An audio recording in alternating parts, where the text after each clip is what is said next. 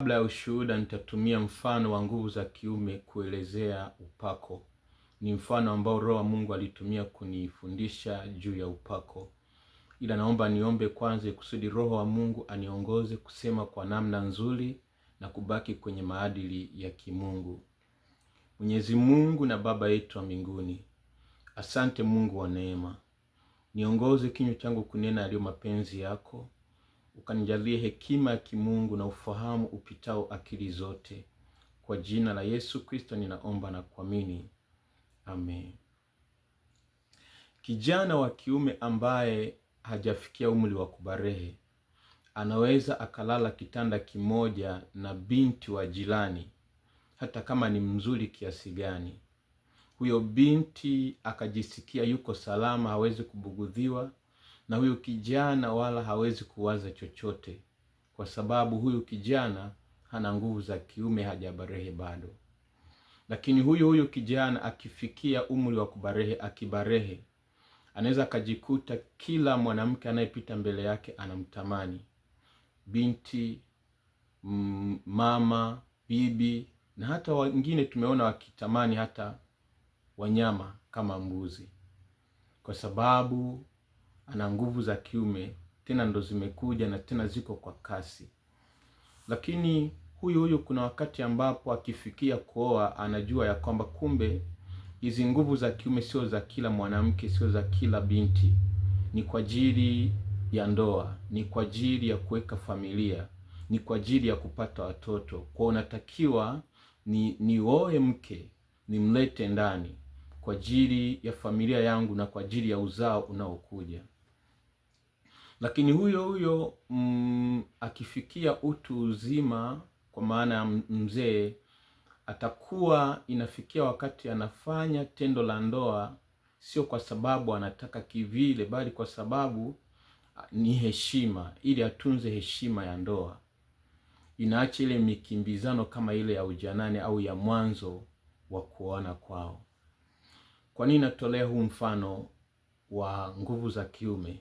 Nimeutoa kwa sababu ni njia ambayo Mungu alinitumia kunifundisha juu ya kucontrol nguvu za kimungu.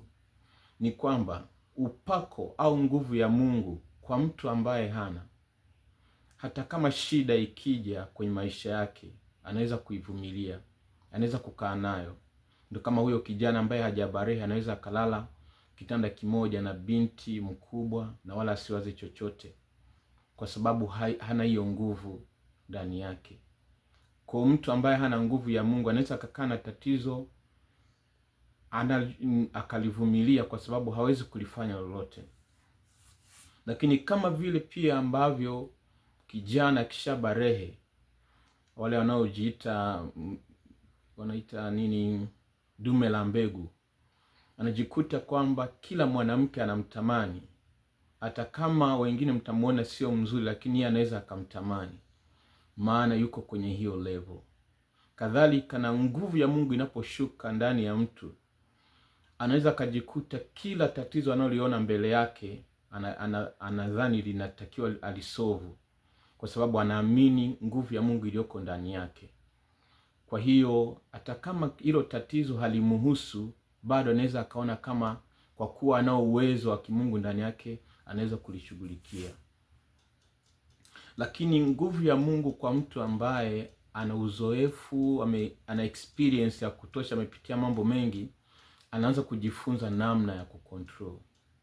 Sasa Mungu hasubiri mpaka uwe mzoefu ndo ujifunze. Wakati mwingine huwa anatupitisha kwenye mazingira, lakini pia Mungu anatuongoza kujifunza neno lake. Kwa kama ukiacha kujifunza neno lake ambalo ni hekima, neno la Mungu linakupa experience ya moja kwa moja, utajikuta unakosea. Jaribu la kwanza la Yesu alikuwa tu kumpima kama yeye ni mwana wa Mungu. Lilikuwa linapima pia matumizi ya upako, nguvu ya Mungu unapoipokea. Kumbuka shetani alimwambia, ikiwa ni mwana wa Mungu, geuza haya mawe yawe mkate. Kumbuka Yesu alikuwa ametoka kwenye maombi, na maandiko yanasema kwamba na roho, nguvu ya Mungu ilikuwa ndani yake. Kwa alikuwa na uwezo wa kugeuza kabisa mawe, jiwe likawa mkate. Lakini hapo ilikuwa inatufundisha nini? Kucontrol mamlaka ya kimungu yaliyo ndani yako. Hakutaka, alikuwa na uwezo kufanya ili kuprove, lakini maana yake ingekuwa matumizi mabaya ya nguvu za Mungu, misuse of power of God. Akaacha, na tunaona kwamba alipoacha, maandiko anasema walikuja malaika wakamhudumia, manake ndo waliomletea chakula. Kwa kuna mambo ambayo kwa nguvu ya Mungu iliyoko ndani yako unaweza ukaamua kuyatatua, lakini kumbe haukupaswa uyatatue, haukupaswa uyaingilie bila Mungu kukwambia. Maana Mungu angeweza kukuletea majibu kwa njia nyingine, kama ambavyo Yesu aliletewa chakula kwa njia nyingine, sio kwa kugeuza jiwe liwe mkate, bali kwa kuletewa na malaika.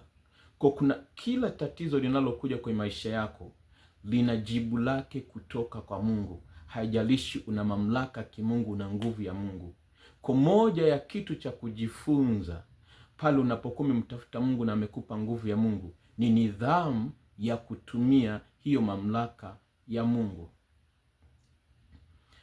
Unaweza mfano Mungu akakujalia upako na ukaamua uwe rais wa nchi. Yes. Na kwa hiyo nguvu unaweza ukaitumia ukawa rais.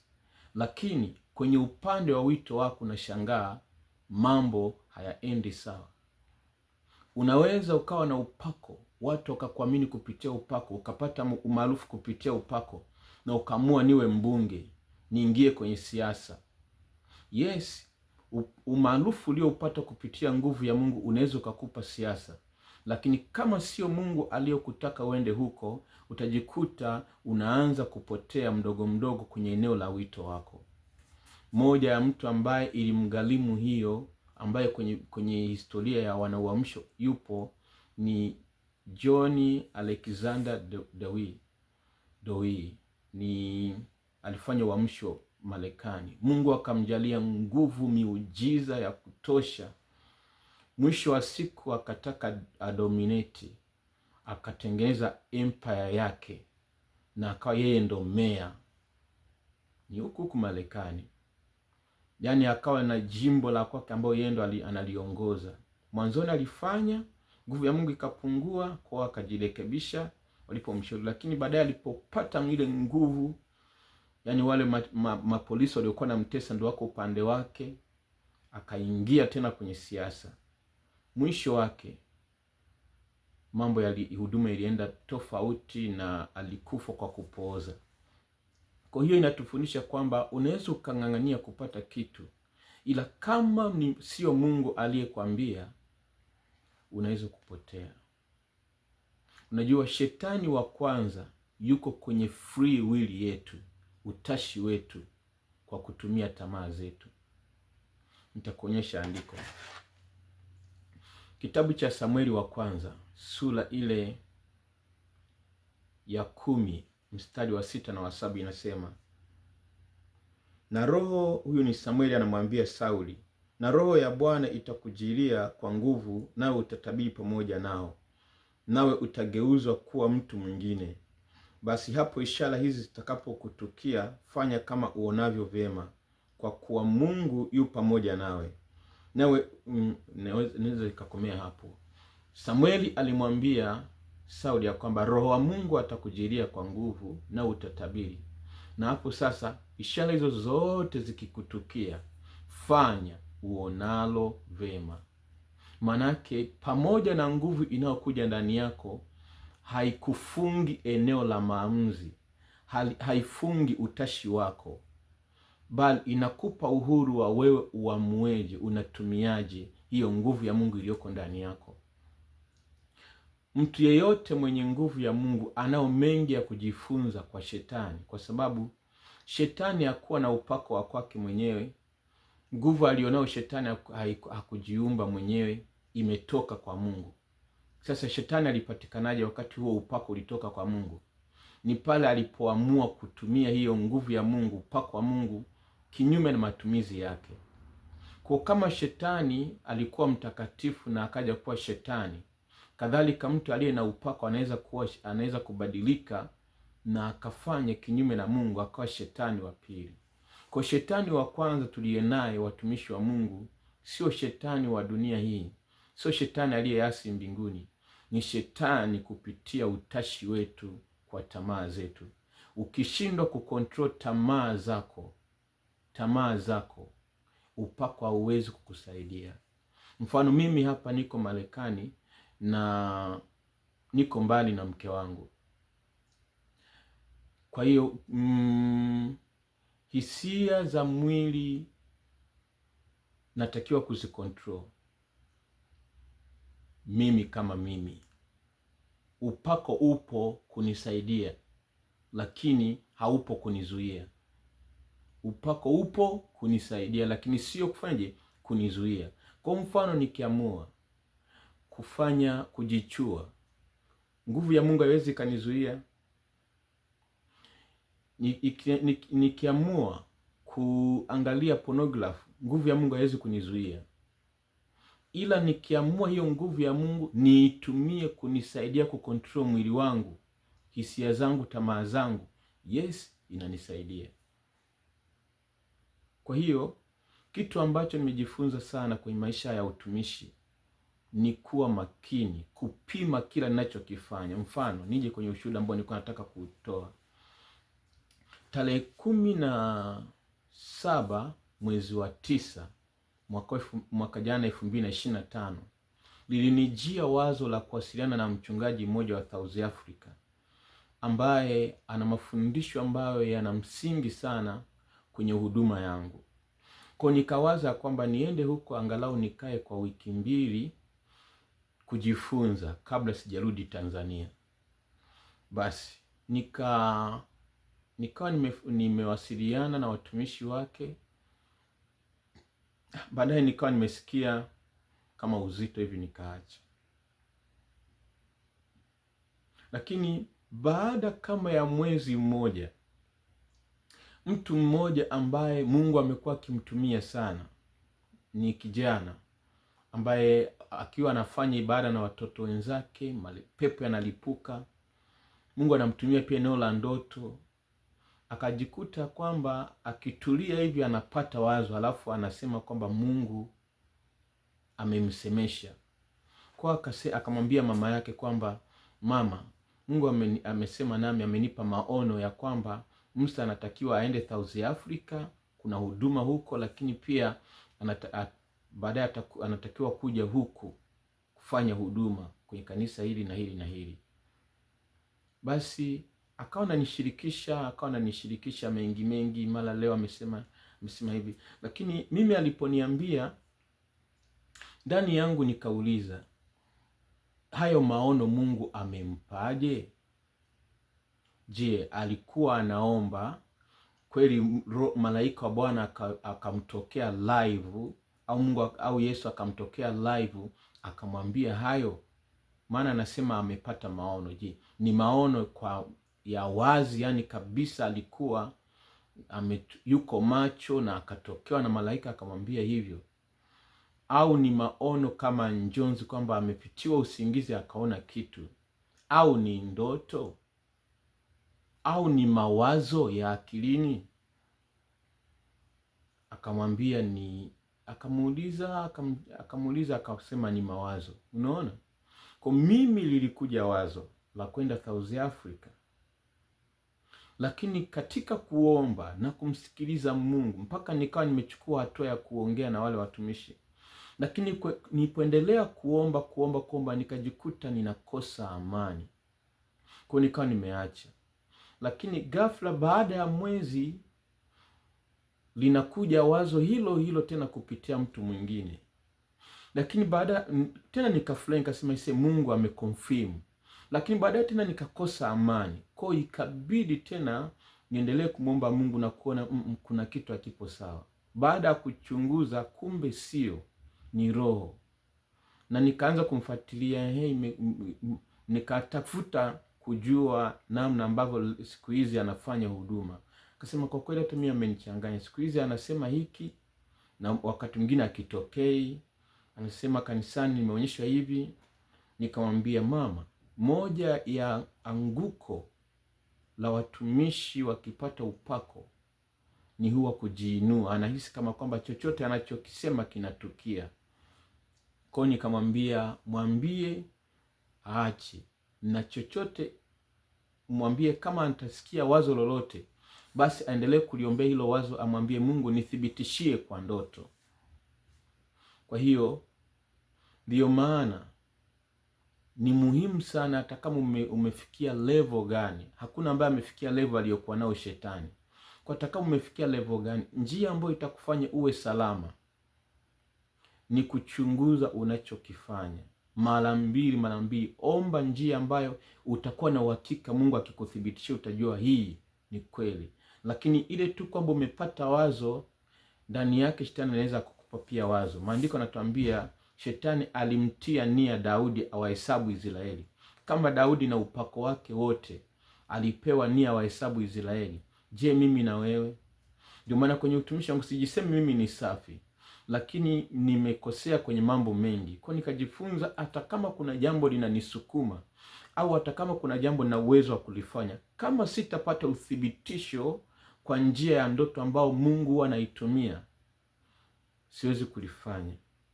Lakini pia swali, kwani shetani hawezi kutumia ndoto? Anaweza, lakini moja ya kitu tunachokifanya ni kuombea hiyo njia ambao Mungu huwa anaitumia. Lakini pia usitegemee hiyo njia, confirm. Mfano, mimi nikipata kitu kwa njia ya ndoto, bado na kiconfirm na neno la Mungu. Je, kinaendana na neno la Mungu? Pamoja na neno la Mungu, bado nakuwa nikiomba, ninaenda kufunua Biblia kwamba Mungu nipe uthibitisho. Lakini pia pamoja, hata kama nikipata uthibitisho kwenye Biblia, bado ninatafuta watu wengine ambao Mungu huwa anawatumia kwa njia ya ndoto na njia zingine za kimungu kunipa habari zangu. Na wauliza, je, una kitu chochote ambacho Mungu amesema na wewe juu yangu? Hata wakiniambia, bado ninajipa muda wa kulifanya hilo jambo. Kwa inanisaidia kutokosea, maana kuwa na upako haikuzuii kuutumia huo upako kinyume na Mungu, na ukajikuta umepata hilo jambo kinyume na Mungu, na mwisho wake unaangamia. Mfano huu tufundishe watu wote ambao Mungu ametuita kumtumikia. Usipojua kucontrol upako, hautabaki na upako, na hata ukibaki nao utakuwa ni kwa ajili ya anguko lako la baadaye. Hatuna watumishi Tanzania ambao tunajua walitumiwa kwa nguvu za Mungu, viwete walitembea, vipofu waliona, na mpaka leo wako hai, na mpaka leo wako na huduma, lakini hatuoni hizo nguvu. Mfano, nilikuwa narejea baadhi ya nabii ambazo mtumishi wa Mungu Kabigumila ambazo alikuwa anazitoa mwaka jana. Unakuta kwenye nabii 10 alizozitoa zimetimia labda 2 au 1, na unakuta zingine kuna namna ambapo unaweza kukaa kwa akili zako ukaona hili jambo litakuwa hivi na hivi. Na hii naosema kwa upendo, kwa sababu kuna wakati mwingine maandiko, Paulo alisema kwamba alipoenda kwenye Yerusalemu alishindana na Petro. Kuna wakati njia ya kumwokoa mtu wakati mwingine inabaki moja tu. Njia ya kumwokoa mtumishi wa Mungu ambaye ameinuliwa wakati mwingine inabaki ni moja tu, kushindana naye na kumwonyesha mbona hiki hakipo. Maanake Paulo kumgeuza Petro haikuwa kazi rahisi, ndio maana nasema nikashindana naye. Kwa hiyo mfano, kama kweli wewe ni nabii wa Mungu, uwezo ukatoa nabii 10 alafu zikatimia 2, hata kama zikitimia 5 zingine zisitimie, manake tunakujaje? Kwa sababu akina Isaya walitoa nabii miaka 700 kwamba hivi na hivi ikatukia. Lakini ukituambia kwamba kabla mwezi wa 10 itatokea hii na hii na hii, manake umetupa limit ya muda. Tusipoyaona hayo uliyoyasema ndani ya mwezi wa 10, manake tunarudi kwa mtu huyo. Akisipoambiwa ukweli ataendelea na atajikuta kumbe watu wameanza kumwacha mdogo mdogo. Na shida sasa hivi tuna hii kasumba ya baba wa kiroho.